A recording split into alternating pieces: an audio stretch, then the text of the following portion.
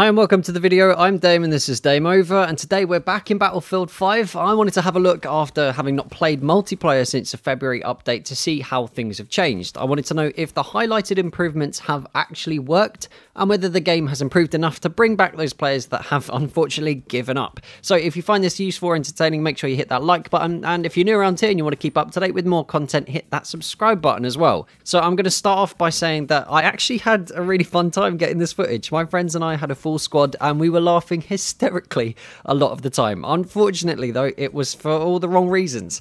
My main focus was on whether the bipod deployment had improved enough, if vaulting and movement had got any better, if enemy visibility had improved, and more importantly to me at least, if the TTK and TTD had been fixed to stop those one-frame deaths and super bullets. Now these are some of the core gameplay mechanics, the things that I believe should be and should have been working seamlessly from day one. So have they got any better? Let's start off with the bipods. So there were a lot of inconsistencies with bipod deployment. You'd get constantly knocked off of surfaces that should have allowed your bipod to sit on, and this made using the support class in particular really annoying. Now I'm sure some of you guys saw the short clips on Twitter showing the old and improved bipod mechanics side by side, and it all looked really positive. I for one was really happy this was going to get some attention. It almost removed the proper use of one weapon type entirely, which is just not okay. And getting killed consistently while you're flapping around trying to get your gun to behave is one of the most annoying ways to die, I think. So, has it been improved?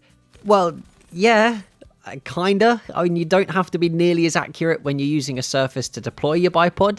There's a much wider degree of rotation before the gun can't have the bipod deployed, so I mean that sounds all positive. But, and here's the bit I was really hoping I didn't have to say, it still does not work consistently. Under less than perfect conditions, there are still issues with the deployment. I've got a few clips from today here that look like they could have been recorded months ago while the bipods were still really broken. Take this gun emplacement here. So I'm trying to use the sandbags. There's a medic trying to get a revive and my gun is bucking around for no discernible reason. Not only can I not line up the shot with the MMG to get the kill, I'm then hanging around in the same spot for far longer than I wanted to and get killed because of it. This is on a piece of cover, so okay, it's more likely to have issues than other places, so let's have a look at this clip. I'm laying prone because a player has run in front of me. My bipod will still not deploy and I'm twitching around trying to get it to work so I can shoot this guy before he turns around and sees me being a weird little slug on the floor and kills me instead.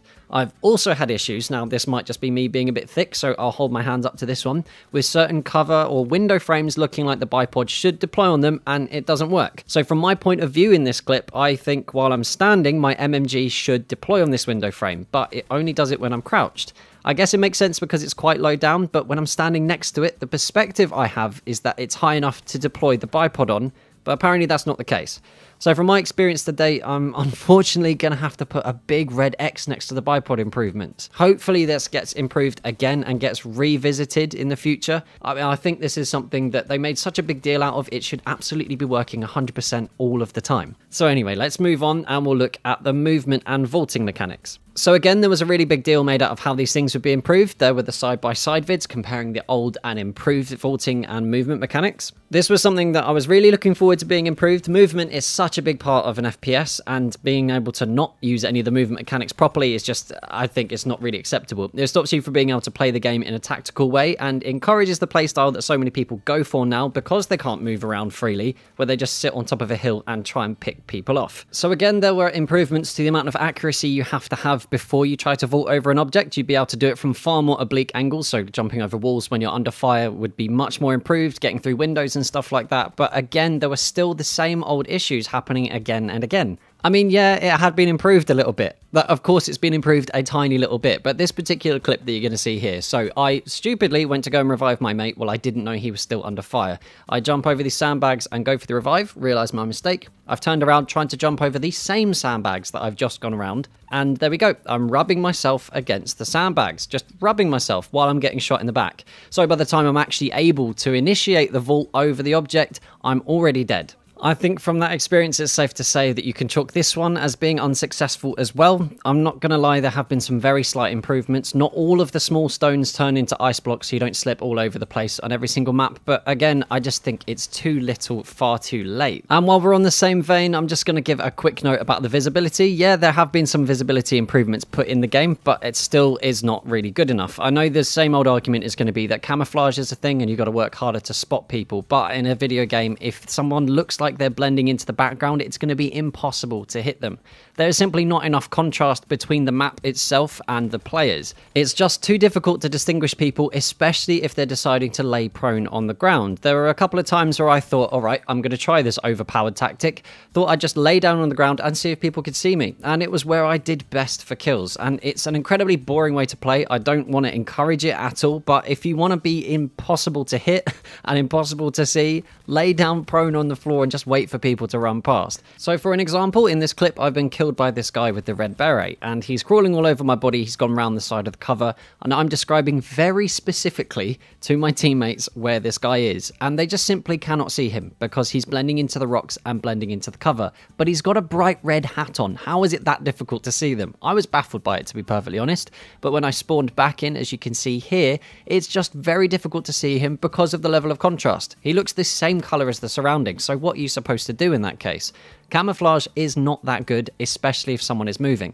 But just like the movement and the bipods, I think this needs another look at. And finally, I'm just going to have a quick talk about TTK and TTD. On the whole, actually, these have been improved quite a lot. I found more consistency in taking damage and dealing out damage. I only had a couple of one-frame deaths, but on the patch notes, it says that this has been solved entirely, which, I mean, clearly isn't the case. Patch notes specifically say that the system will ensure consistency between TTK and TTD, regardless of network performance issues, so high latency, jitter, packet loss, etc., etc. But, I mean, that clearly isn't the case if that's actually happening still in the game. I mean, obviously it's not going to be perfect, and I'll give them the benefit of the doubt here. Having connection issues is always going to be a problem in multiplayer games, especially in something in a Twitch shooter like Battlefield 5.